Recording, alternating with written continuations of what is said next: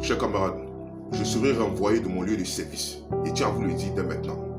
Et la décision va tomber d'une minute à l'autre. Quand je dis d'une minute à l'autre, d'ici la semaine prochaine, ça sera entamé. Mais je fais cette vidéo pourquoi? Pour tenir l'opinion publique, pour prendre l'opinion publique à témoin. Parce que mes droits les plus élémentaires ont été bafoués. Mon intégrité a été empastillée. Et je suis victime d'une machination qui ne dit pas son nom. Parce qu'aujourd'hui, là, je vais prendre deux articles. Je vais prendre l'article 20 de la Constitution qui dit ceci. Tout citoyen a le droit de participer librement à la vie politique, y compris des manifestations pacifiques. Et dans le Code du travail, à son article 5, il est interdit toute forme de discrimination ou sanction en raison des opinions politiques. Depuis des mois, je suis victime d'un acharnement qui ne dit pas son nom. Je vais taire le nom de la société pour l'instant parce que ma lettre de licenciement n'est pas encore sortie.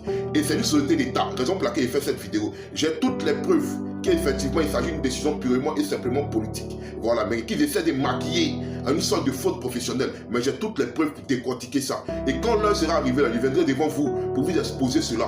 Parce que mes droits les plus élémentaires ont été piétinés. Et ça, je tiens à le dire. Si je n'avais pas de visibilité, j'allais jamais parler de ça parce que je ne suis pas le seul. Il y a plein de personnes qui subissent ça. Il y a plein de personnes qui subissent ça, mais ils ne peuvent pas parler. Et c'est dit que quand ça va arriver là, moi je vais consacrer 2 jours entiers. 2 jours à décortiquer cette société-là. Parce que moi, des gens sont venus me voir pour qu'ils puissent parler, pour qu'ils puissent dénoncer tous les mots qu'il y a au sein de cette société. Mais je ne me suis jamais prononcé là-dessus parce que ce n'était pas mon combat. Voilà, ce n'était pas mon combat. Et il a trouvé qu'au sein de la société, il y avait des syndicats qui étaient là, qui devaient défendre cette cause-là.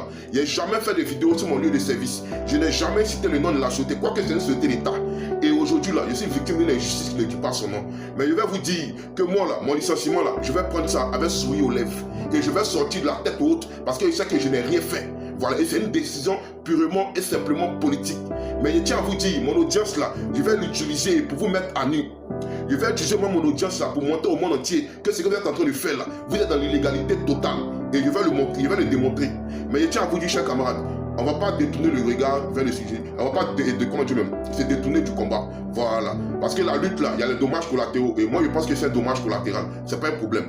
Mais pour l'instant, je tiens à vous dire que la semaine prochaine, quand j'aurai ma lettre de licenciement, je viendrai devant vous pour vous éclaircir la lanterne de tout le monde sur cette affaire-là. Mais pour l'instant, concentrons-nous sur le meeting du 16.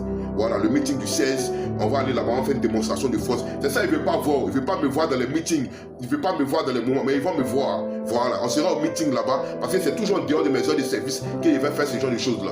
Donc on sera là-bas et on va faire ce qu'on doit faire. Le président Bagua va s'adresser à nous. Mais on va commencer la communication dessus. Donc restez à l'écoute et on est ensemble les gars.